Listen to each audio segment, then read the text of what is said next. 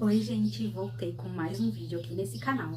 E seguindo os vídeos sobre gestação, eu vim trazer um vídeo bem legal pra vocês e bem importante, que eu acho que é um assunto bem... que não muita gente conhece, que não muita gente sabe, nem todas as pessoas têm essa informação, mas que eu acho muito importante de repassar pra vocês, para que vocês também façam e se preparem. E eu estou falando do plano de parto. O que é o plano de parto?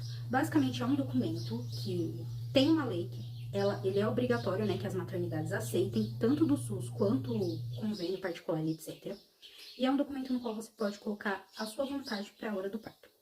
Então, eu vou dar uma breve resumida e aí depois eu tô aqui com o meu computador e eu vou dar uma lida no meu plano de parto para vocês entenderem mais ou menos como que funciona, o que a gente pode colocar, o que a gente não pode e algumas informações importantes. Antes de começar, eu só queria deixar claro que esse plano de parto eu fiz com a ajuda da minha doula.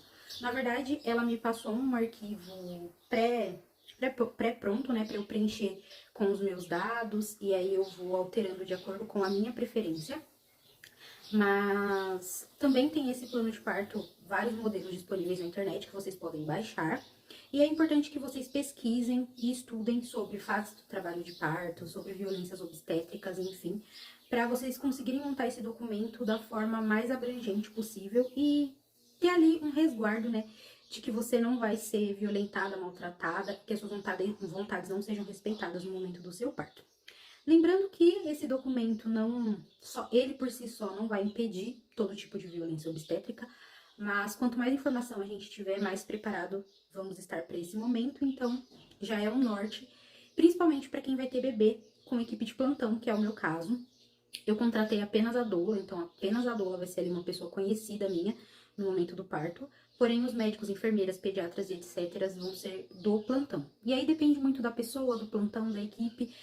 Pode acontecer de eu pegar uma equipe maravilhosa, super humanizada, como pode acontecer de pegar uma equipe assim, com médicos super desatualizados, que. Enfim, gente, é uma caixinha de surpresa. A gente tem que esperar o melhor, mas já se preparar para o pior. E para isso, né, o plano de parto vai ser um documento ali que pelo menos eu vou conseguir registrar e protocolar na maternidade que eu impus, né, os meus desejos. Lembrando que o plano de parto é um direito da gestante e que ele deve ser seguido a menos que haja risco iminente de morte, né? Um risco para o bebê e para a mãe. Então, vocês podem fazer esse documento, entregar ali para a equipe de plantão. O ideal é que seja um documento sucinto, fácil, não ficar fazendo muita firula, porque para uma equipe de plantão ler isso, né, gente, a gente sabe que não acontece. Eu vou ler então aqui o meu plano de parto para vocês e aí eu vou explicando alguns pontos.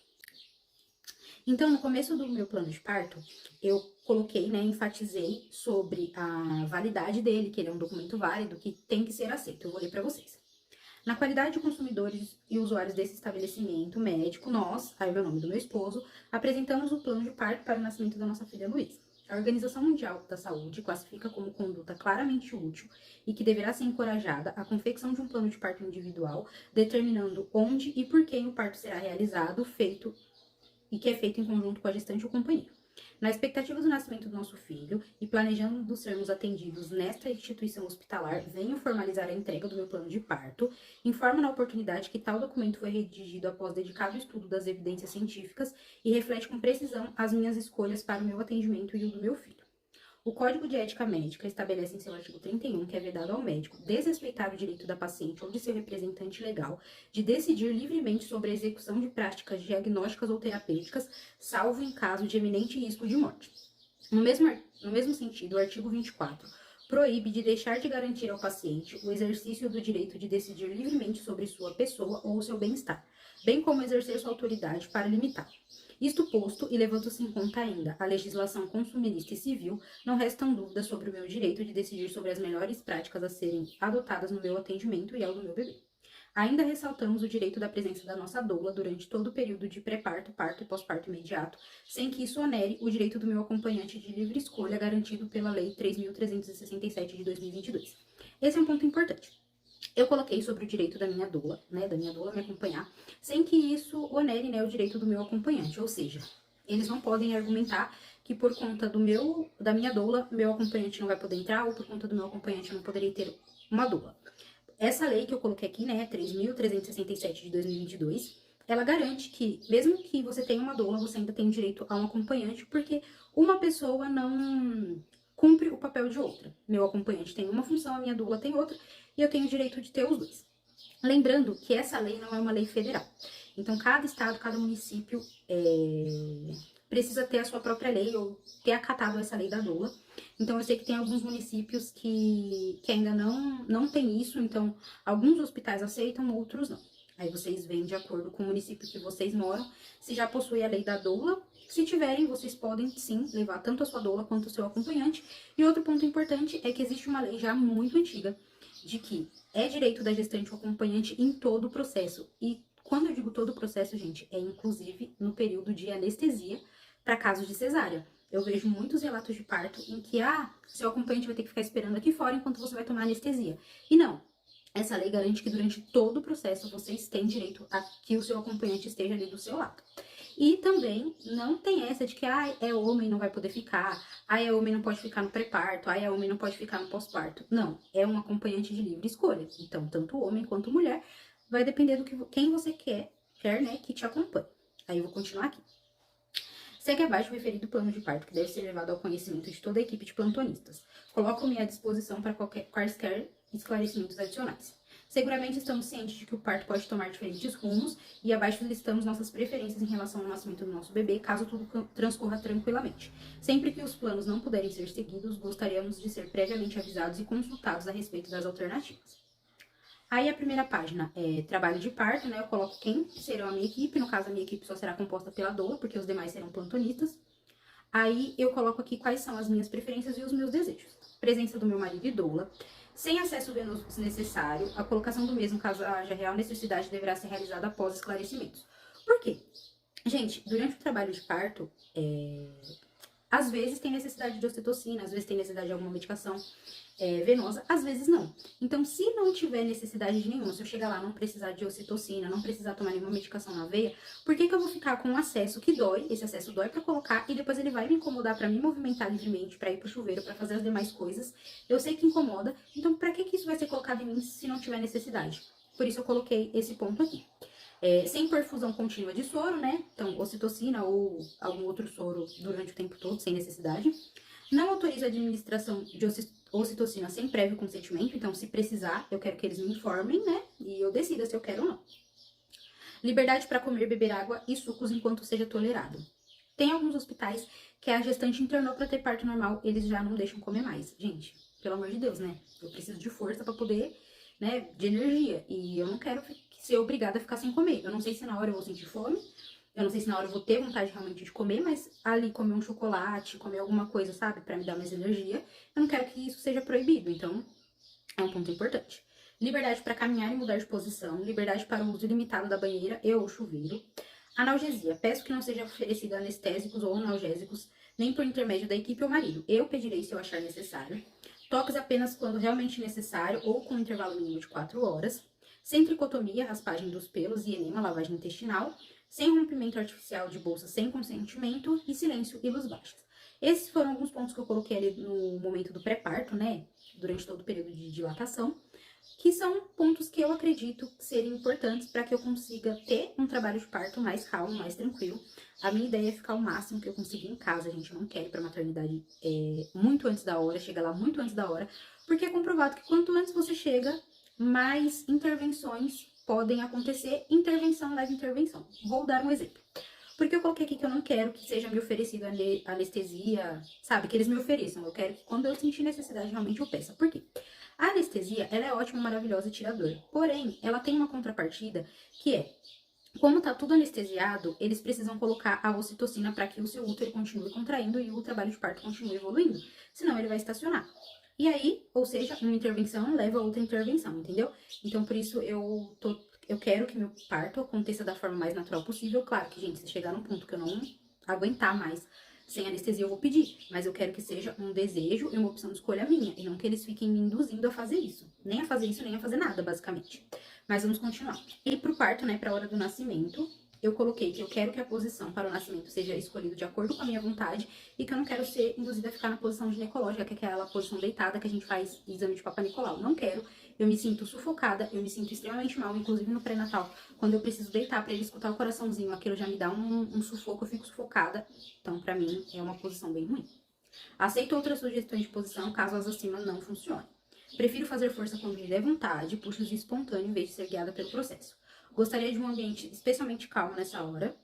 Manobra de Christeller. Não autorizo em hipótese alguma que minha barriga seja empurrada para baixo. Episiotomia não será tolerada em hipótese alguma. Gostaria que as luzes fossem apagadas, penumbra e que o ambiente estivesse com temperatura que eu julgue agradável. Quero um ambiente calmo e tranquilo para o meu bebê nascer. Playlist de parto está com acompanhante.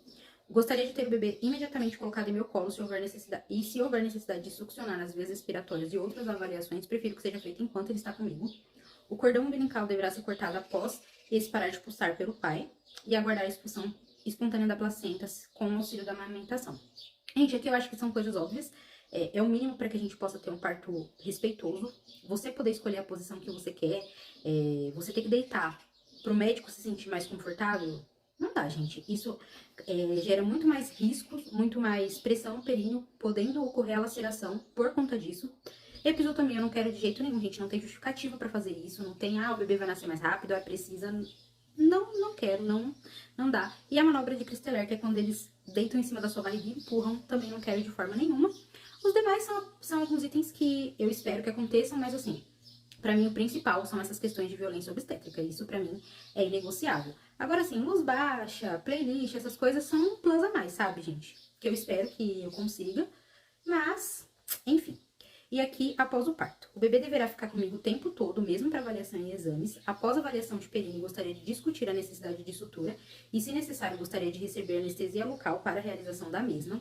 Liberação para o apartamento o quanto antes e alta o quanto antes. Cuidados com o bebê. Amamentação sobre livre demanda. Não autorizamos oferecer água glicosada, leite artificial ou bicos em hipótese alguma sem nossa permissão. Não autorizamos a aplicação do colírio de nitrato de prata a 1%, pois não sou portadora de nenhuma das bactérias que colocariam o nosso bebê em risco. Em anexo, os exames negativos para clamídia e gonorreia. Assim, gente, esse protocolo de aplicar nitrato de prata em todos os bebês, ele foi feito num período em que estava com um surto, agora eu não lembro se é de clamídia ou de gonorreia. Mas aí virou um padrão, um protocolo, ou seja, aplicam em todas as crianças. E o nitrato de prata, pelo que a minha doula me explicou, ele age prevenindo apenas, eu acho que a clamídia ou a gonorreia. Enfim, eu não sei, eu sei que o nitrato de prata atua em um desses e tem o iodo do povidona que atua em outro. Mas o padrão que eles sempre aplicam é o nitrato de prata 1%. Quais são os riscos de não se aplicar? Se você tiver uma dessas doenças, a criança pode desenvolver uma conjuntivite química, algo assim, que é mais grave do que aplicar o colírio. Porém, se você não tiver nenhuma dessas duas doenças, não faz nenhum sentido aplicar. Por isso que eu coloquei aqui que a gente não autoriza e eu vou anexar no prontuário, no plano de parto, os exames que eu vou fazer ainda, porque aí, né, eu tenho ali um respaldo que meu exame tá negativo, eu tenho certeza, e aí não será aplicado na neném. Eu autorizo a aplicação intramuscular de vitamina K, que é para evitar hemorragia, vai ser aplicada tanto em mim quanto na neném. Efetuar o mais breve possível a coleta do sangue do cordão umbilical para a realização do exame de gasometria. Banho com mínimo de 24 horas do nascimento. Avaliar com os pais se o banho será dado na maternidade ou em casa. Alojamento conjunto em tempo integral. Durante a internação, desejo que o pediatra faça as avaliações no nosso quarto ou com a presença dos pais em outro local. Não autorizamos que o bebê seja levado para o berçário durante a internação, a não ser sobre minha autorização e acompanhamento. Os testes da orelhinha, linguinha e olhinho devem ser feitos no quarto sobre minha presença ou do pai. Teste do pezinho deverá ser feito no quarto, na minha presença ou em caso de alta precoce será feito na pai com 7 dias de vida. Gostaríamos que a vacina HCG e hepatite fossem aplicadas ainda na maternidade. E aqui tem um plano de parto, gente, também para se eu tiver uma cesárea. Ou seja, a minha prioridade é ter um parto normal, mas caso no transcorrer do parto normal, sei lá, o parto pare de evoluir, a neném entre em sofrimento, alguma coisa do tipo, e eu precise para uma cesárea, eu também coloquei quais são as minhas preferências e as minhas vontades. E aí eu coloquei, desejo o início natural do trabalho de parto antes de se resolver pela cesárea. Gostaria da presença do meu marido em tempo integral, inclusive durante a aplicação da anestesia. Anestesia sem sedação. Gostaria de ver a hora do nascimento com rebaixamento do campo protetor. Gostaria que as luzes e ruídos fossem reduzidos e o ar-condicionado desligado. Gostaria de ter o bebê imediatamente colocado em meu peito se houver necessidade de aspirar vias respiratórias e outras avaliações, prefiro que seja feito enquanto ele está comigo. Desejo que as mãos estejam livres para segurá-lo. Amamentação durante a finalização do processo de limpeza e sutura. Desejo aguardar para efetuar o clampeamento do cordão umbilical para aumentar o aporte de sangue e ferro ao meu filho, como preconiza a Organização Mundial da Saúde. Efetuar o mais breve possível a coleta de sangue do cordão umbilical para a realização do exame de gasometria. E não autorizo que o bebê seja levado para o berçário durante a recuperação da anestesia. Eu quero que ele fique comigo o tempo todo ou no quarto com o pai. E aqui eu finalizo, agradeço a compreensão da equipe envolvida e por participarem desse momento tão importante para nossa família. Enfim, é isso.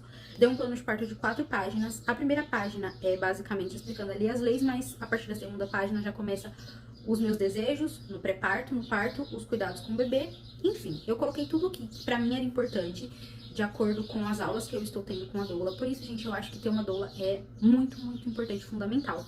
No dia do parto, ela não vai ser só um apoio emocional, um apoio psicológico, como ela já vem sendo um apoio desde o começo da minha gestação, aliás, desde que eu comecei, né, que eu fechei com ela.